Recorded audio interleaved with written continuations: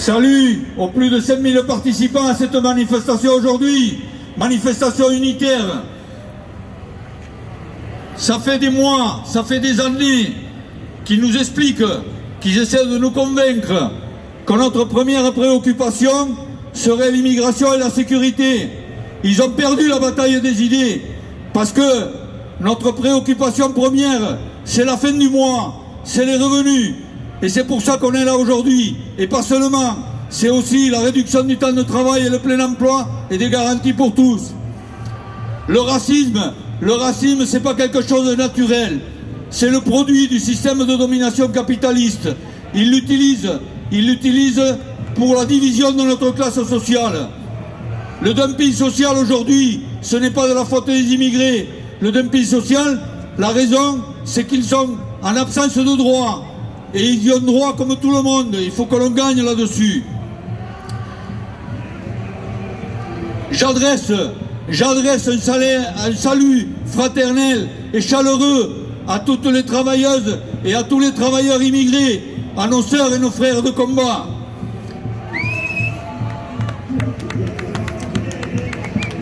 Est-ce qu'ils peuvent...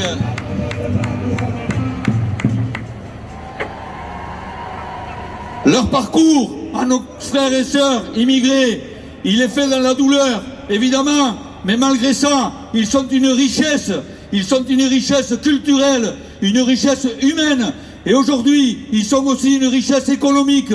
Même l'OCDE, qui pourtant n'est pas dans le camp progressiste, a été obligé de reconnaître que les immigrés, ils apportent plus dans les caisses de la sécurité sociale qu'ils ne dépensent.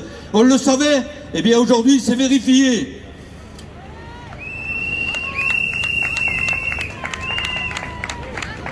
Ils sont aussi le fer de lance du courage et de la détermination dans la lutte, à l'image des salariés de l'hôtel Ibis de Batignolles à Paris, qui au bout de 22 mois de lutte et 8 mois de grève ont gagné sur les augmentations des salaires et sur leurs droits.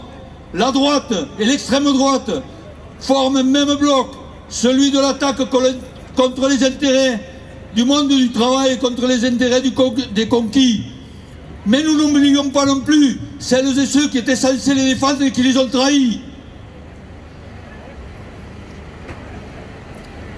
Oui, aujourd'hui, comme toujours dans l'histoire, c'est notre lutte, notre mobilisation par la grève et l'action face à nos directions qui imposeront une politique réellement progressiste et de gauche.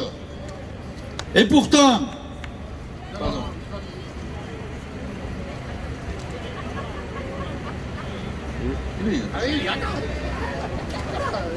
Et ça commence par l'augmentation générale des salaires et des retraites, par la réduction du temps de travail, par le retrait de la loi travail, par le retrait de la loi sur la transformation publique et par le retrait de tous les textes qui les ont précédés.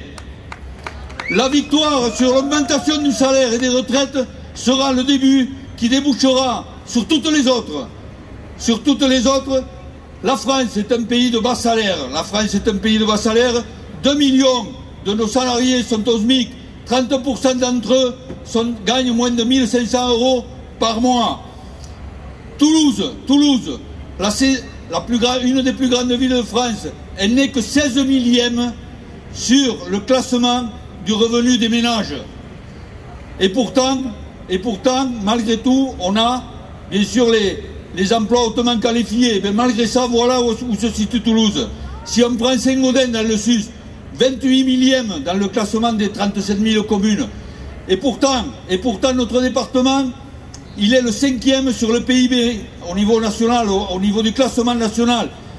Toulouse est la 14e ville plus riche de France. Alors, la question, où est le problème? Où est passé l'argent? Où est-ce qu'il passe l'argent? Il passe pas dans les salaires, il passe chez les actionnaires. Voilà ce qui se passe. Vous le savez, depuis le début de la pandémie, 236 milliards ont engrangé les actionnaires, 4 fois le budget de l'hôpital public. C'est là qu'on va aller le chercher, l'argent. Et on va aller le chercher en donnant tous les pouvoirs aux salariés sur les choix stratégiques des entreprises.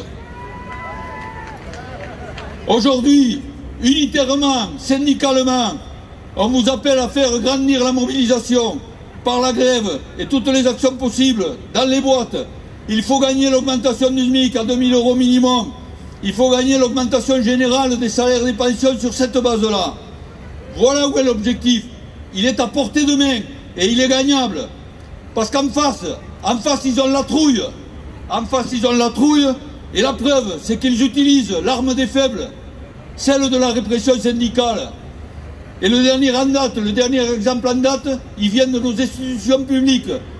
Le Muretin Aglo, qui, avec son président socialiste, est en train de poursuivre notre camarade Manu Baldi, secrétaire général du syndicat, pour avoir revendiqué des augmentations de salaire et s'être opposé à l'augmentation du temps de travail au mois de juin.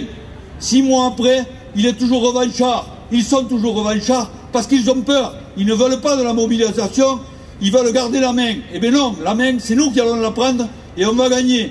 Et je le dis, Manu, il est ici aujourd'hui, pourquoi? Parce que jamais nous ne ferons reculer en tant que militants sur notre engagement. C'est pour ça qu'il est là aujourd'hui et c'est pour ça que nous sommes là.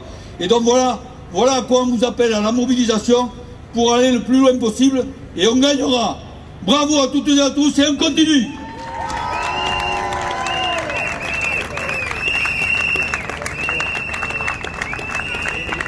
Pardon, j'ai juste un oubli pour Manu. Très prochainement, vous serez appelé à une grande manifestation à Muret. Alors, on n'en connaît pas encore la date, mais tenez-vous prêts, ça sera très proche, aux alentours du 8 ou 10 février.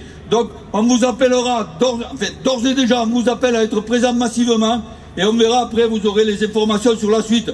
Parce qu'il faut qu'ils arrêtent toutes les poursuites contre Manu, mais aussi contre tous les militants syndicaux, associatifs qui se battent pour le progrès social et pour le progrès humain. Voilà.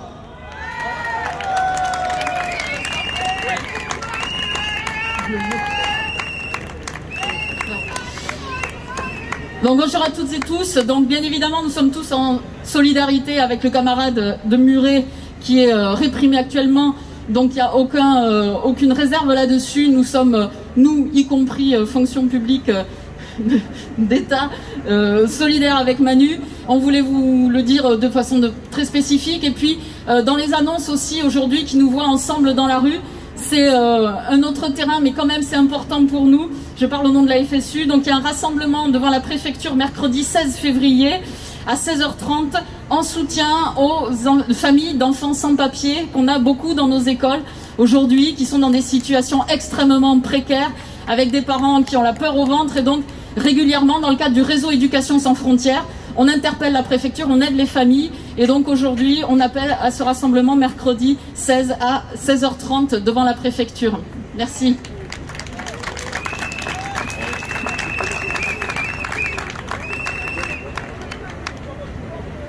Oui, et pour les camarades qui travaillent à l'hôpital et l'action sociale, il y a un rassemblement également en place du Capitole avec une distribution des tracts le 1er février.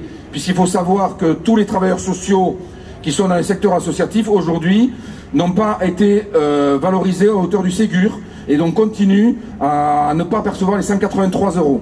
Voilà, donc c'est la 3e manifestation qui aura lieu depuis 3 mois et il est important également de les soutenir. Merci.